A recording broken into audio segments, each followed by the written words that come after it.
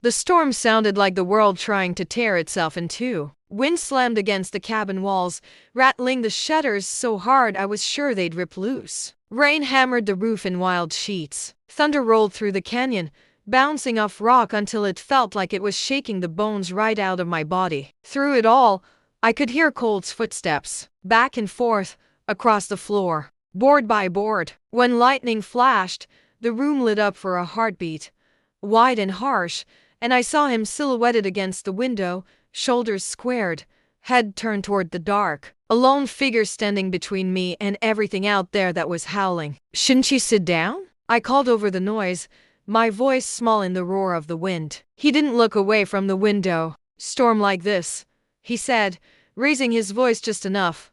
"Things come loose. Roof shingles, fence posts. Sometimes, people. I repeated. He turned then, eyes catching the faint lantern light. "Men who think nobody's watching," he said. "Storm covers a lot of sins." A shiver ran through me that had nothing to do with the cold. He crossed the room, checked the door latch for the third time, then went back to the window. The storm dragged on, wild and relentless, but in here, inside these four wooden walls, his presence felt solid, safe. Outside, the canyon raged. Inside, a stranger I'd met less than a day ago was the only thing keeping me from falling apart. By morning, the storm had blown itself out. I woke to a softer sound, the quiet drip of water from the eaves, the low murmur of wind smoothing itself over the canyon rim instead of trying to claw its way through. For a moment, I forgot where I was. Then I shifted, pain flared in my shoulder, and the memories flooded back.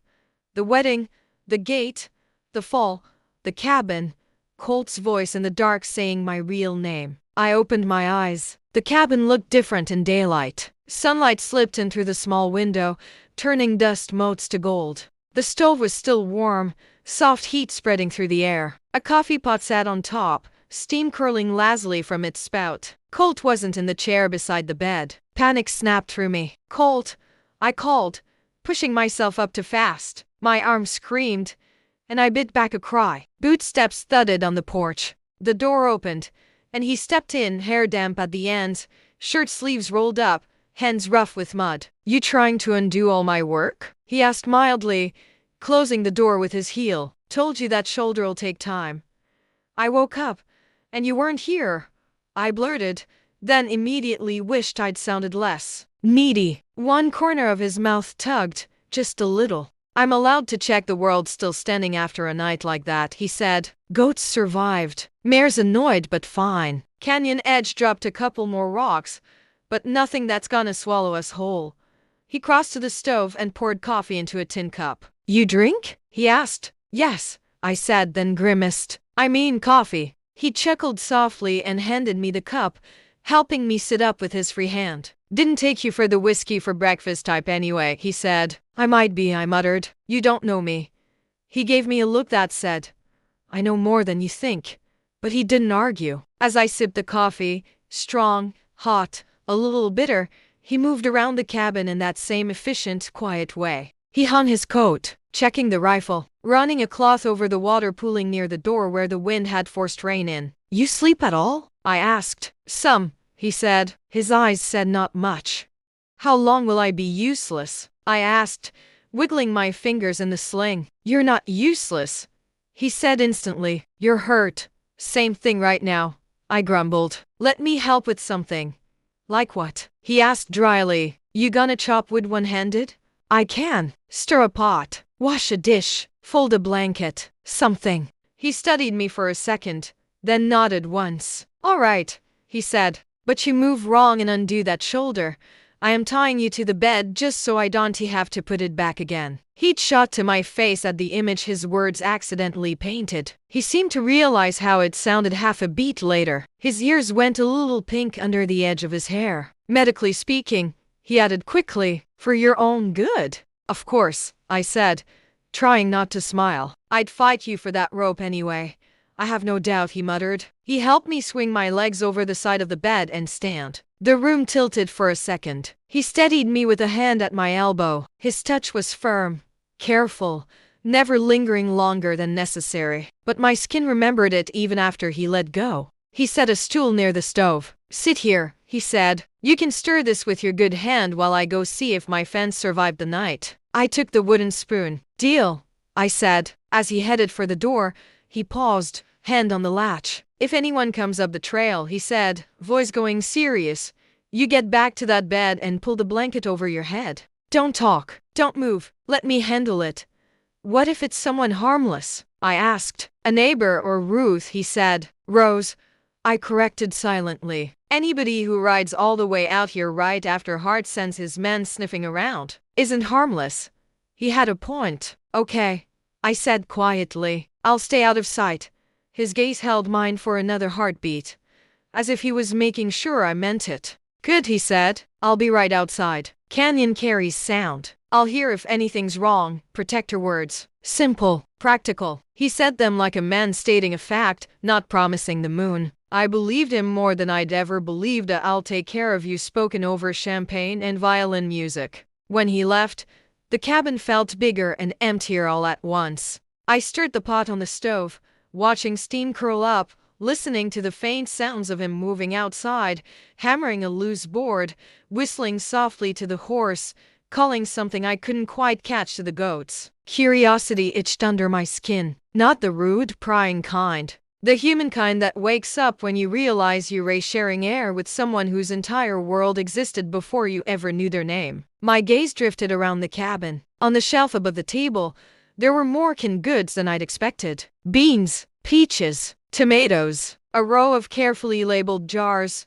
dried herbs, coffee, and sugar. His handwriting on the labels was neat and small. By the bed, a pair of worn gloves sat folded on the trunk as he placed them there the same way every night. Near the window, a small wooden box rested on the sill. It was plain, the lid smooth from use. Something about it pulled my eyes the way the canyon pulled wind. I turned the stew down to keep it from boiling over, wiped my hand on the towel draped over my lap, and stood carefully, cradling my arm close. 3 steps took me to the window. Outside, the canyon spread out in shades of brown and green and gray, washed clean by rain. Water ran in thin ribbons down rock faces, catching sunlight. A hawk circled on a rising current of air. It was wild and beautiful and wide open. Inside, on the sill, the box waited. "Don't," I whispered to myself. "Don't snoop. Don't be that girl."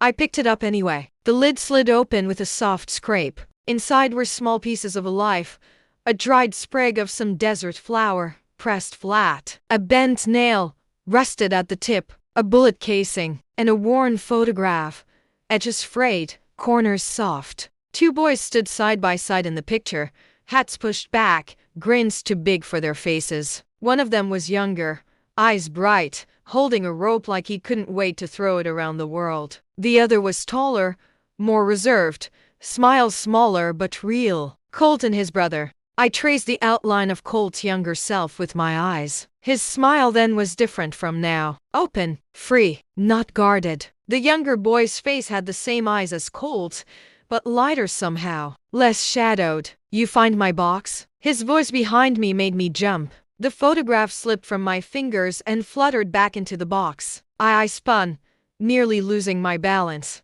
He was standing just inside the door, coat off, hair wind-tossed, watching me with an unreadable expression. "I'm sorry. I shouldn't have. It's all right," he said quietly, crossing the room. "You didn't break it." "I was just looking," I said. "It was there, and you were gone. And I'm sorry." He stopped beside me, close enough that I could feel a hint of the cool air still clinging to his skin. "I left it out," he said. "Could have put it away." "Didn't." He picked up the box, thumb brushing the lid. "Is that your brother?" I asked softly. He glanced at the photograph inside, his face shifting in a way that made my chest ache. "Yeah," he said. "That's Luke. The day we got hired on the same cattle drive, he thought we were gonna conquer the whole valley. He looks happy," I said. He was. Colt's gaze stayed on the picture, right up until he wasn't. Silence stretched between us. "I won't look again," I whispered. "Not unless you want me to." He closed the box gently and set it back on the sill. "One day," he said, I'll tell you the whole story when I've got more answers and questions. He glanced at me then, and for the first time, I realized what the title of this episode would mean. Not just that, I was a stranger hiding in his cabin, but that sometimes the only way to learn the truth about someone is to look past what they say, and into the way their eyes soften when they look at a brother's face in an old picture. After we ate, it turned out I could, in fact, stir a pot without breaking anything. Colt pushed his bowl away and leaned back. I have to go into town, he said. Fear snapped through me fast. Today? I asked. Is that safe? Safe?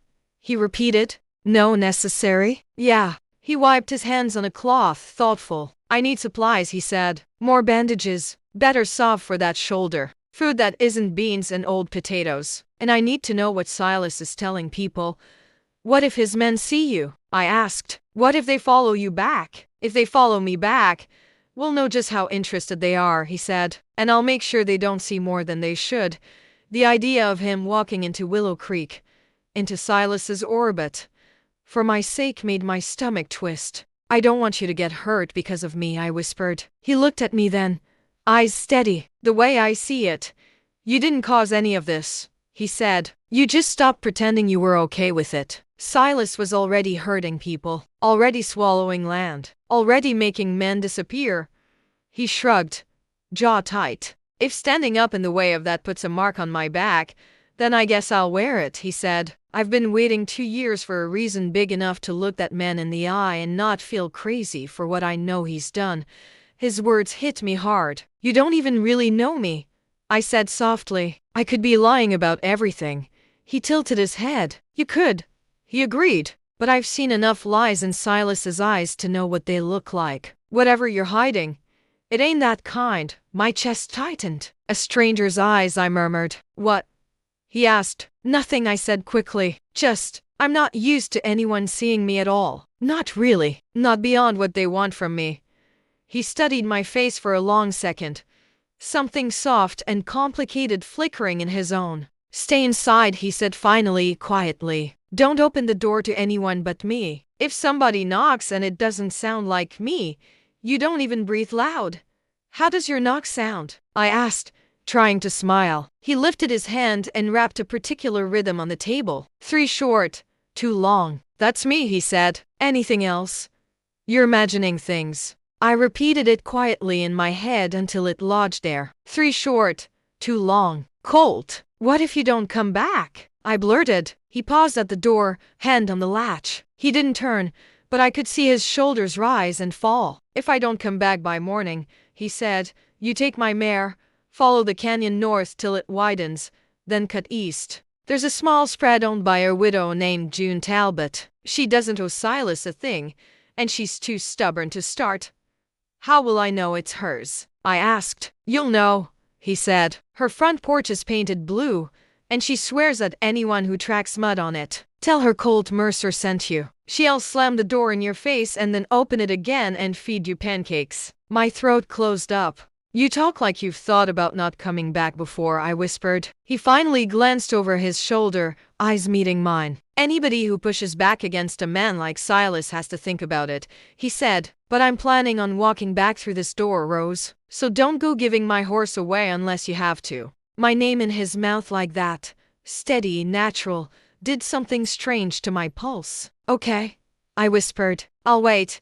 He nodded once, then stepped out into the canyon light, pulling the door shut behind him. If you've ever watched someone walk away not knowing if they'll come back, you know the way silence can suddenly feel louder than any storm. If you want to hear what Colt walks into in that little town and how Silas starts twisting my story in front of everyone who's ever known my name, make sure you're subscribed so you don't miss this next part. And tell me in the comments, if you were me, hiding in his cabin while he risked the town for you, would you trust him to come back?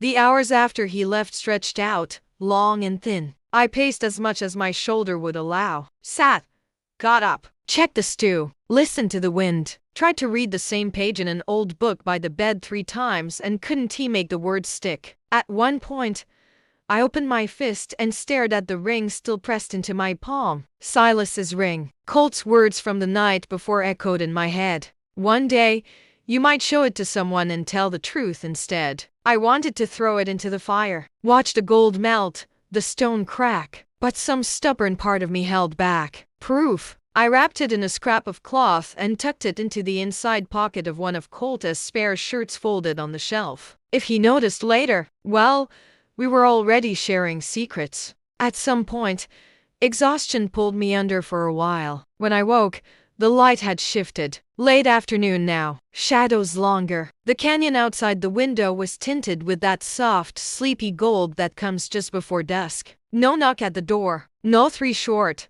Too long. I swallowed hard. He said by morning. I whispered to myself, it's not morning yet. Calm down. My heart didn't listen. The knock came when the sky was the color of faded denim. 3 short. Too long. I almost cried from relief. I shuffled to the door as fast as my arm would let me and unlatched it. Colt stepped in, bringing the smell of the whole valley with him. Dust, horse sweat, faint tobacco smoke from someone else's cigarette. His face was shadowed, mouth flat. You okay? I asked. I'm fine, he said. Town's not. Fear curled up my spine. What happened? I whispered. He hung his hat on the peg, movements a little sharper than usual, then leaned his hands on the back of a chair, head bowed for a moment. Silas beat me there, he said. Of course he did. Man probably rode straight from the ranch after he fired that shot. Beat you there to do what? I asked, already half knowing the answer. To tell his version of the story, Colt said, and to make sure everyone repeated it back to him. I sank onto the edge of the bed. What did he say? I asked. Colt looked up, eyes dark. He told them you're sick, he said. The word hit like a slap. Sick. I repeated dumbly. Not the coughing kind, Colt said. The not right in the head kind. Said you get notions sometimes. That you panic easily and run off when you're overwhelmed. My stomach turned. He said you got spooked by all the attention, Colt continued, voice tight. That you bolted like a nervous filly before he could calm you down. That you probably fell somewhere in the hills, and that he's heartbroken and worried sick for his sweet Rose. The way he said the last 2 words made it clear those were the ones that had scraped him raw the most. He said that. I whispered. Colt nodded. In the diner, he said, in front of half the town. Bought everyone a round of coffee and played the grieving groom. Said he forgives you. That's when we find you. He's gonna get you the help you need. I tasted bile in the back of my throat. Help! Locked doors. Soft-spoken doctors saying words like hysteria and delusion. Silas was sitting by the bed, telling everyone it was better this way. He made it sound like you're not responsible for running, Colt said. Like it was an episode. A spell. Something he, as your husband, will patiently bear. I'm not his wife. I choked out. He's calling you that anyway, Colt said. Papers signed, remember? The pastor said the words over you. He's using it. I pressed my good hand to my chest, trying to breathe around the pressure there. What did the town do? I asked. Colt's mouth twisted. Some folks ate it up, he said. Marla looked like she wanted to throw the coffee pot at his head. Kate just watched him with that tired sheriff stare. Pastor wrung his hands and talked about storms of the mind. I closed my eyes. Of course. If Silas convinced everyone I was unstable, then anything I said later about the debt, the pressure, the threats would sound like more notions. What about you? I asked quietly. What did you do? Colt gave a humorless laugh. I sat at the end of the counter and listened, he said. Watched him cry without his eyes getting wet. Watched him thank Marla when she said she was so sorry.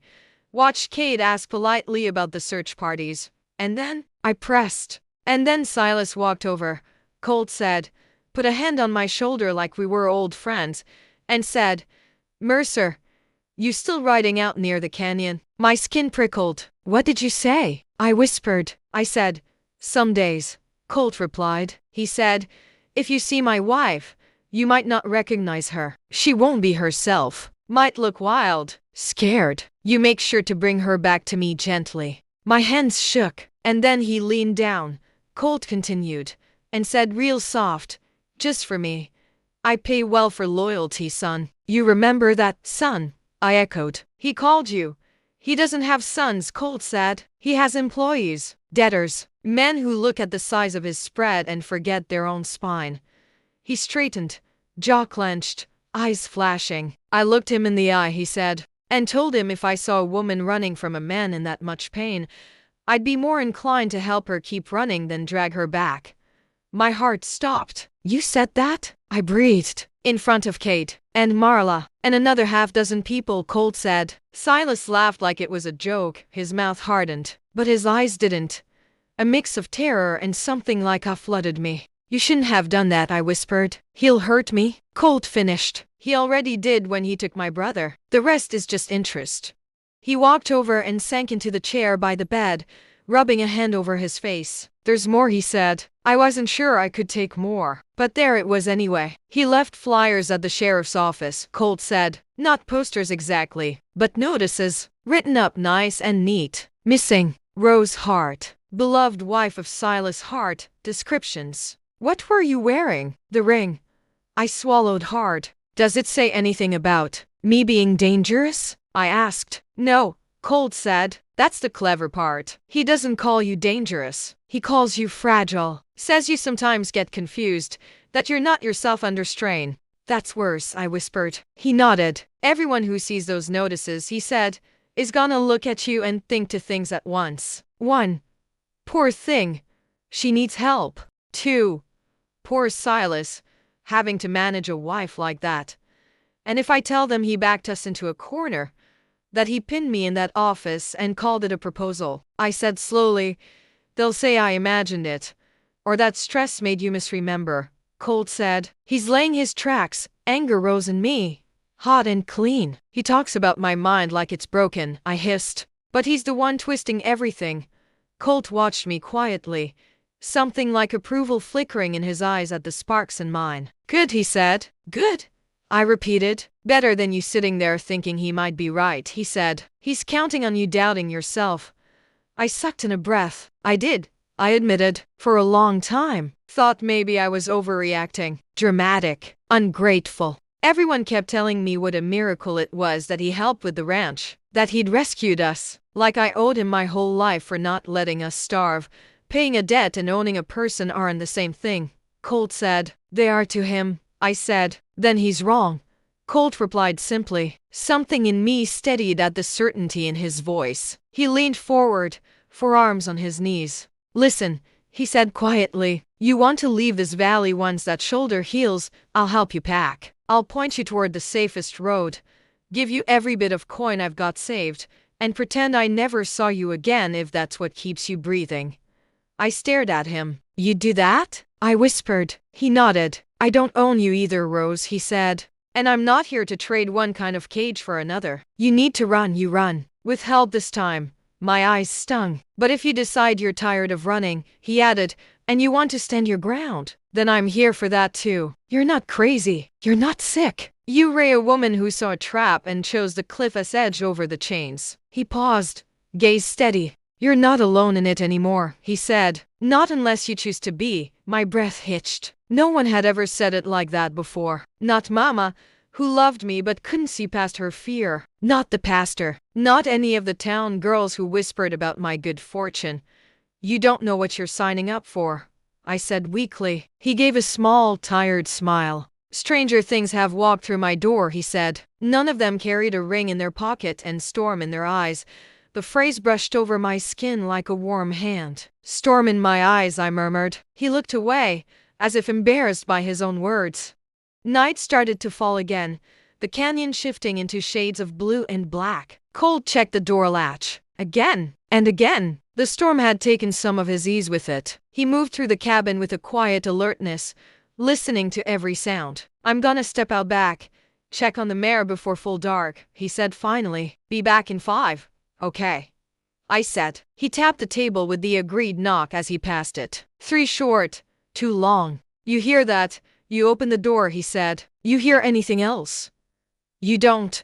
He left. A few minutes later, I heard his voice outside, low and soothing, talking to the horse. Then the creak of the small barn door, the soft thud of his boots. I let myself breathe. Then came another sound. Hoofbeats. Light at first, then closer. I froze. They stopped right outside the cabin. My heart climbed into my throat. Colt was out back. He wouldn't have ridden 10 steps from the door. Someone else. My hand flew to the edge of the bed. I slid off and dropped to the floor, crawling carefully so I wouldn't jostle my shoulder, and wedged myself behind the trunk the way Colt had shown me. The knock came. Not 3 short, too long, just 3, loud, confident. I pressed my fingers over my mouth, forcing my breathing to stay quiet. Boot steps shifted on the porch. Mercer, a voice called. Not the same man from before. This one sounded older, a little worn. You in there? Silence. You ignoring me now? The voice went on. Heard in town you've got opinions about Hart's business.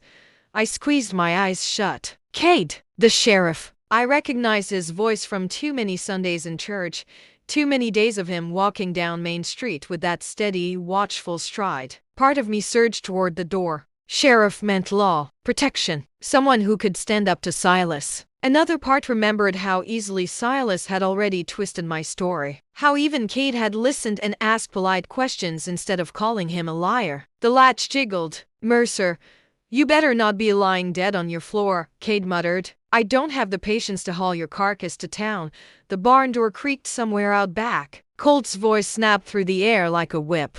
I'm here, he called. What brings the law this far out on a weeknight? His boots crunched around the side of the cabin. Cade's boots shifted above me on the porch. For a moment, I imagined them both clearly. Cade with his badge, Colt with canyon dust on his boots, facing each other under gathering stars. Didn't mean to spook you, Cade said as Colt's footsteps reached the front. Saw your horse, figured you hadn't lit the lantern yet. Haven't needed it, Colt said. Light enough left in the sky to see trouble coming. Is it coming? Cade asked mildly. Depends who's riding it, Colt replied. I heard Cade huff a quiet laugh. Mind if I step in a minute? He asked. Got a question or two for you. Colt paused. Door's open, he said. But if this is about Hart's missing bride, I already told him what I'd tell you. My heart hammered.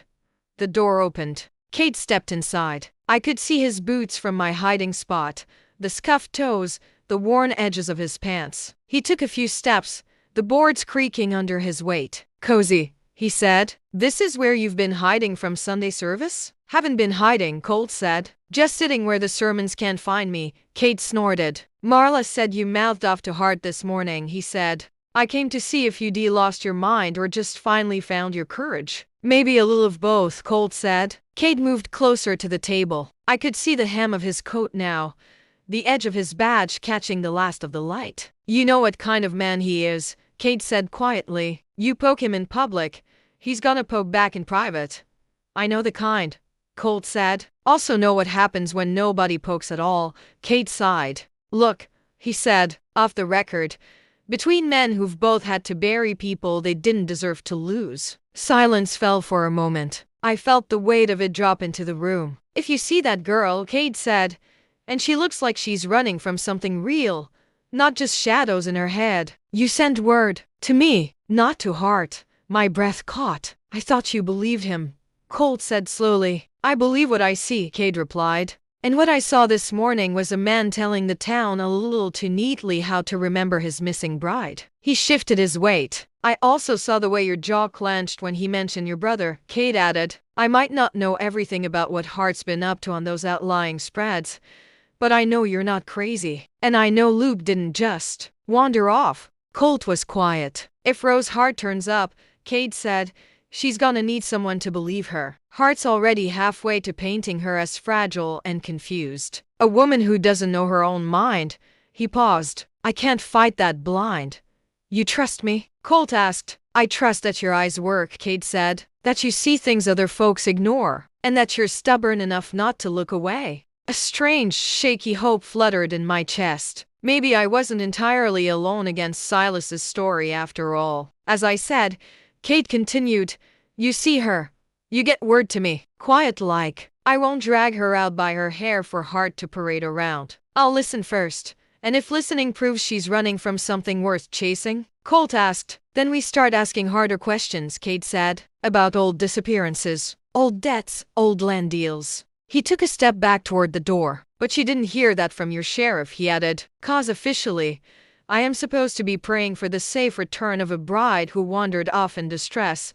The bitterness in his voice made it clear what he thought of that official line. He opened the door. "I know you're hiding something out here, Mercer," he said. "Could be pain. It could be anger. Could be secrets. Just make sure when they come riding through, you're ready to choose what side of that line you're standing on."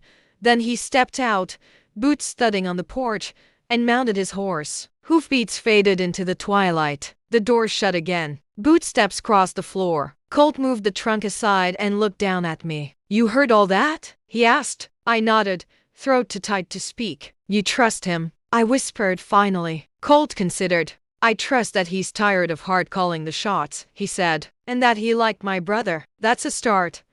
He offered me his hand. "Come on," he said softly. "Floor's cold." I took it. His hand was rough, warm, steady. He pulled me up carefully, not letting go until I was balanced. For a second, we stood there, close in the dim cabin, the canyon evening pressing soft against the window, Cade's words still hanging in the air between us. A stranger's eyes, I thought. Colt's, Cade's, the town's, Silas's. Some looked for the story that kept them comfortable. Some looked for the truth.